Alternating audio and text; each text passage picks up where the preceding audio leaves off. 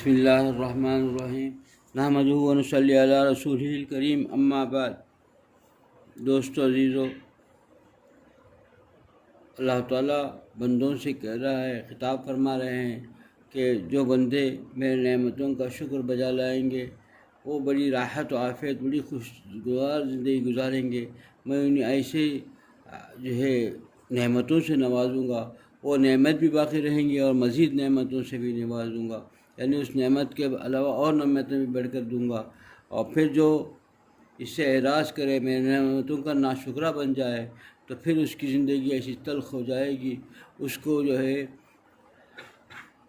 کیا ہے کہ اس کے اندر اسی تلخ زندگی ایسی ہو جائے گی کہ اس کے بھوک یعنی جو اور ایسا کیا کہ بھوک کے اور پھر پریشانی کے ایسے حال میں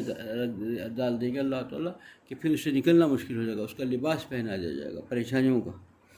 دوستو عزیزو، اللہ تعالیٰ جو 70 ماہوں سے زیادہ پیار کرنے والا ہے، جب اس سے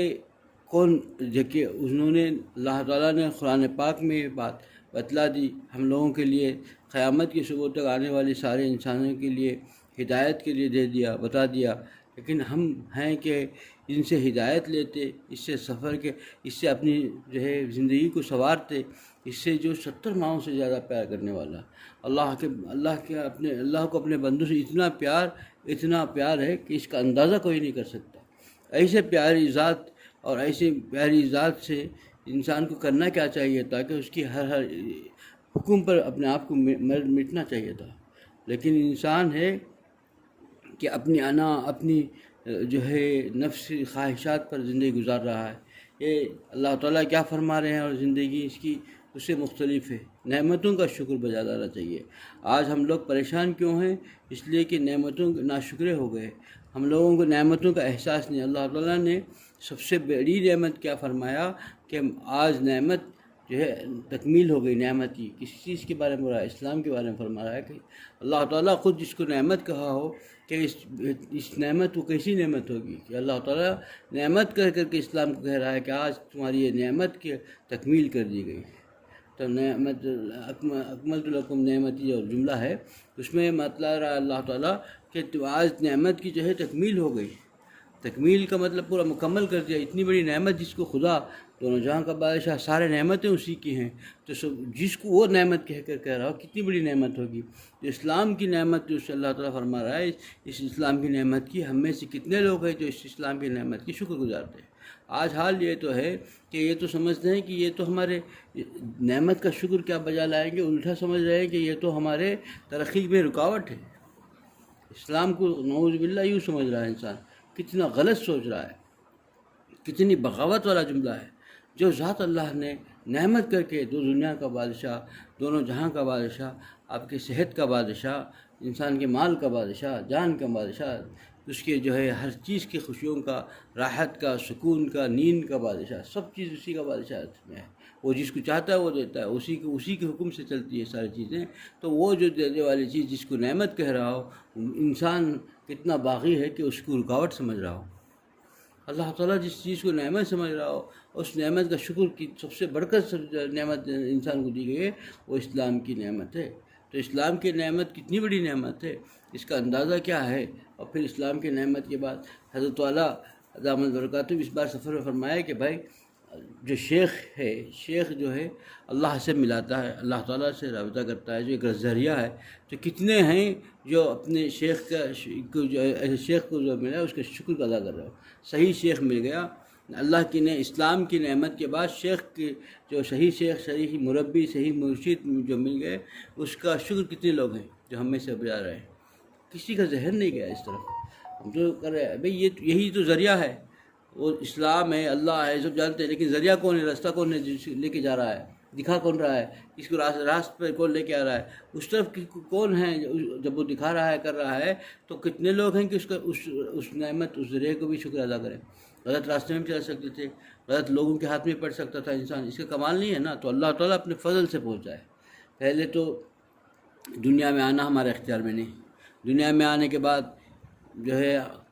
ہم لوگوں کو اسلامی ماں باپ مل گئے، اسلام پہلے سے ان کے پاس تھا، اللہ نے اسلام کی دولت دی تھی، ان کے گھر میں ہم کو پیدا فرمایا، یہ بھی ہمارے اختیار میں نہیں تھا، وہ بھی اللہ نے اپنے فضل سے کرا۔ پھر ہم کو بھی اسلام کی نعمت سے نوازا۔ ہمارے ماں باپ تھے، کتنے لوگ ہیں کہ باپ تو نبی ہیں اور بیٹا جو ہے باغی ہے، اسلام سے دور ہے، اسلام سے ہٹا ہوا ہے۔ کتنے لوگ ہیں ولی ہیں، ان کا بیٹا ہٹا ہوا ہے، بالکل دین سے ہٹا ہوا ہے۔ اور کتنا اللہ کا شکر ہے کہ ہم کو ایک تو ماں باپ جو ہے اسلام کے اور اسلام کے گھرانے میں پیدا فرمایا، ہم آنکھ کھلی تو اسلام کا گھر تھا، اسلامی گھر میں پیدا فرمایا۔ پھر ہم جب بڑے ہوئے تو ہمارے جب شعور پیدا ہوا تو پھر ہم کو اسلام میں باقی رکھا۔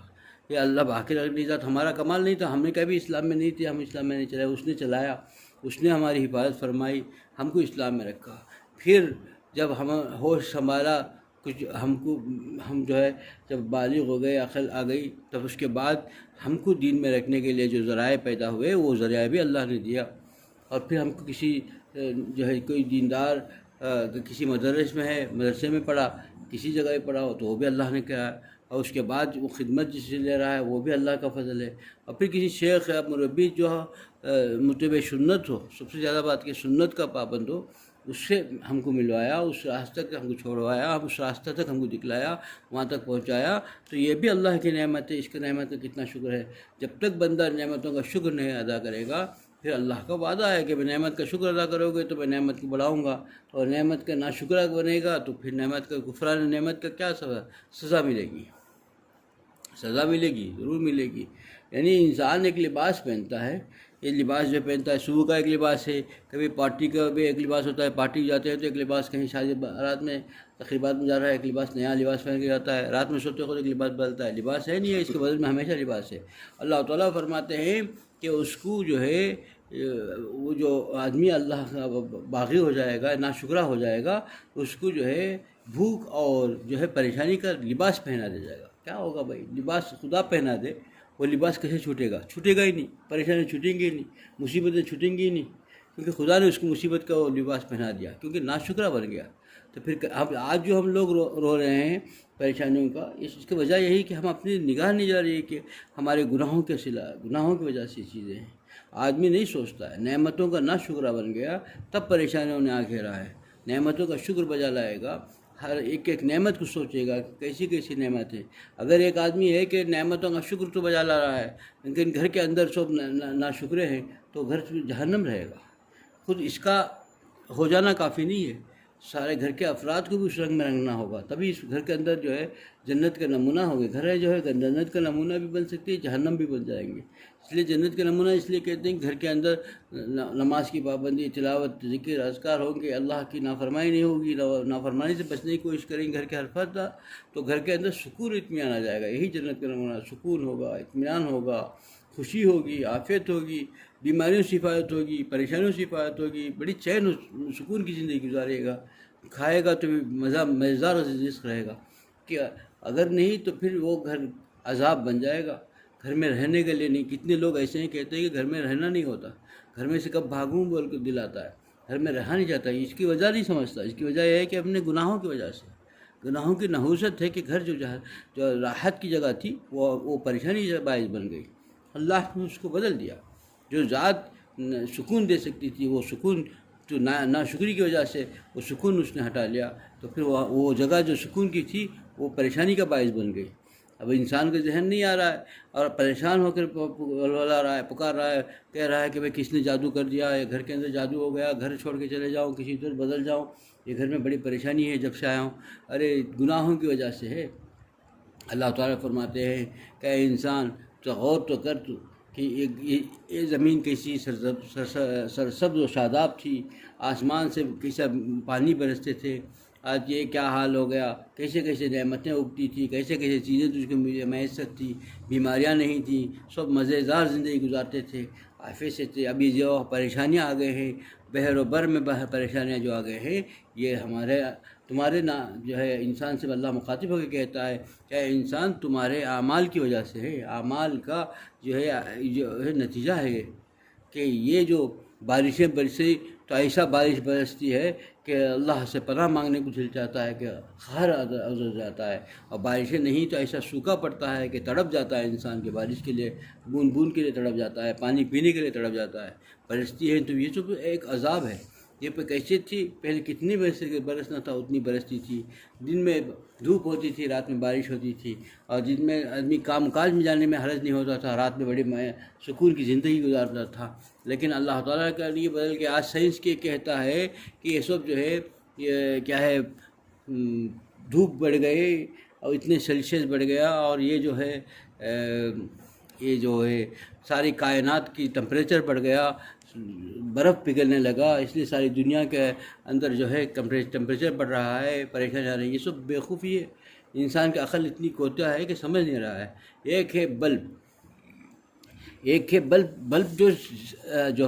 جو بلب میں روشنی آتی ہے، کیا بلب میں تھوڑی ہی روشنی ہے؟ بلب میں روشنی نہیں ہے، اس کے اندر تار ہے، تار سے دور سے کہیں سے آ رہی ہے۔ اگر وہ تار کہیں پاور ہاؤس میں بند ہو جائے تو یہاں بلب نہیں آتا، بلب کو اٹھا کے دیکھتا ہے بلب کیا خراب ہو گیا، کچھ ہو گیا، کچھ نہیں، بلب تو صحیح ہے، پھر کیوں نہیں آیا، کدھر آ رہے، اس بلب کو کیا سمجھ رہا ہے؟ بلب تو ہے ہی نہیں نا، اس کی کچھ جو پیچھے سے تعلق ہے وہاں سے حکم ہوا ہے۔ تو انسان کے جو حالات ہیں اتنا ہی دکھتے ہیں کہ یہ پگھل گیا، یہ گرمی ہو گئی، جو ہے برف پگھل گئے، اب اتنی گرمی درجہ حرارت بڑھ گئی، اتنا ہو رہا ہے اور اتنا حرارت بڑھ گیا، یہ سب جو کہہ رہے ہیں، یہ کیا کہہ رہے ہیں؟ پولوشن کی وجہ سے، پولوشن کی وجہ سے نہیں، اعمال کی وجہ سے ہے۔ انسان کو اللہ تعالیٰ جو دونوں جہاں کا مالک ہے، خالق ہے، وہ کیا کہہ رہا ہے اس کو سمجھ نہیں رہا ہے انسان، اتنا ہی کوتا نگاہ ہے کہ اتنا ہی نظر آ رہا ہے اس کو، وہ نظر آ رہا ہے، پردے پڑ گئے دل و دماغ کے اندر، جو ہے پردے پڑ گئے، تو سمجھ نہیں آ رہا ہے کہ بھئی کیوں ہوا، اور یہ سمجھ کیا رہا ہے؟ جس ظاہری چیز ہے اسی کو سمجھ رہا ہے، ظاہری چیز کا کچھ اثر ہے ہی نہیں۔ یہ تو جو ہے اصل سے تعلق اللہ سے ہے، اللہ تعالیٰ سے نافرمان ہو گیا بندہ، ناشکرہ ہو گیا، اللہ تعالیٰ کی نافرمانی میں کھلا کرنے لگا اور ناشکرہ بن کے زندگی گزارتا ہے، تو پریشانیوں نے آ گھیرا ہے، ہر چیز میں پریشانی، نہ صحت ہے، نہ عافیت ہے، نہ خوشی ہے، نہ کسی چیز میں، نہ غذا میں مزہ ہے،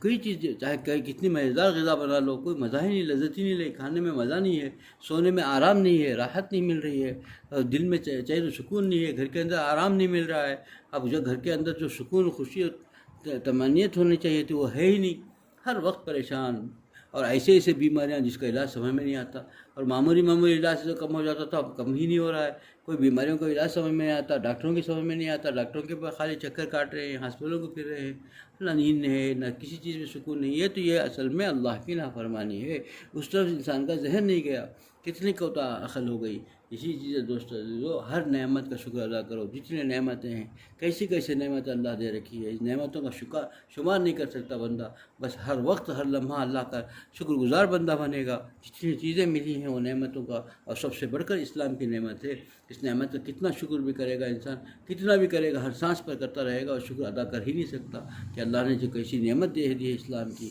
اور پھر جیسے جو جس راستے پہ چلایا، جس راستے پہ رکھا ہے اللہ، ایک بھی ایسی چیزیں ہیں جتنے ہم کو بچا رکھا ہے گناہوں سے، کتنے، اس لیے یہ سب کو سوچ کر کے انسان اپنا شکر ادا کرتا رہے گا، اللہ تعالیٰ اس کی حفاظت بھی فرمائیں گے، بلاؤں سے، پریشانیوں سے، آفتوں سے، اور یہ محتاجی اور پریشانی، یہ جو ہے غموں کا، اس سے سب حفاظت ہوتی رہے گی۔ اس سے بچنے کی دیکھیے ایک راستہ ہے کہ اللہ کا شکر گزار بندہ بن جائے، اللہ نے جو نعمتیں دی ہیں اس کو گن کر جتنا شمار کر سکتا ہے شمار کرے، ان گنت ہے، گن ہی نہیں سکتا، ایک سانس کو گن نہیں سکتا، تو پھر کیا کر نہیں پائے گا دوسری نعمتوں کو؟ تو نعمتیں سے ایک نعمت سانس رک جائے تو مر جائے گا انسان، خاص جان ہی نہیں ہے اس کی، لیکن وہ نعمت کو کیا گن پائے گا؟ کتنی سانسیں لیا، کتنی سانسیں آج ملی، گن نہیں سکتا۔ ایک سانس بھی کیسی قیمتی ہے، ایک بصارت کیسی چیز ہے، کان کی سماعت کیسی چیز ہے، کان نہ ہو تو کیا کرے گا سننے میں، زبان نہ ہو تو کیا ہوگی، زبان تھوڑا مزہ بدل جائے کتنا، ایک دانت میں تکلیف ہو جائے سب کچھ خراب ہو جاتا ہے، سر سے پیر تک کا سارا ایک دانت میں تکلیف ہے، لیکن سارے اعضاء صحیح ہیں، لیکن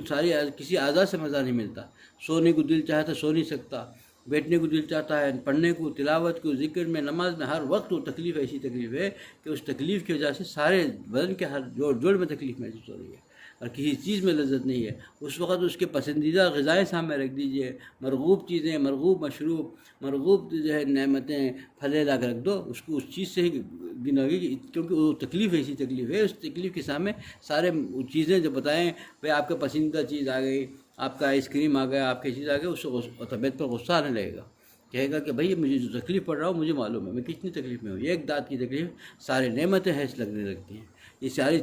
پسندیدہ چیزیں اس کے سامنے کوئی حیثیت نہیں رکھتی۔ اتنی بڑی اللہ نے اس آفت کو، اتنی بڑی آفت ہے ایک ایک چیز کی بھی دوست عزیزوں اس کی قدر کرو، شکر ادا کرنا چاہیے۔ ہم میں سے ہر آدمی اپنا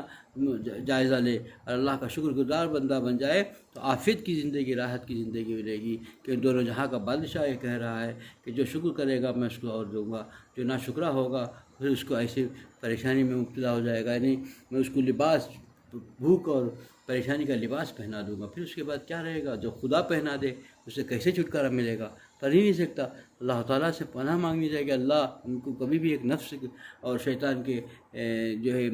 دھوکے میں ایک لمحے کے لیے بھی نہ چھوڑنا، ایک لمحے کے لیے بھی اس کے حوالے نہ کر، تو اپنے فضل سے ہماری حفاظت فرما، اللہ ہماری حفاظت فرمائے، اس کے لیے مانگتے رہنا چاہیے۔ اللہ مجھے بھی اس پہ عمل کی توفیق عطا فرمائے، آپ لوگوں بھی اس عمل کی توفیق عطا فرمائے۔ وآخر دعوانا الحمد للہ رب العالمین۔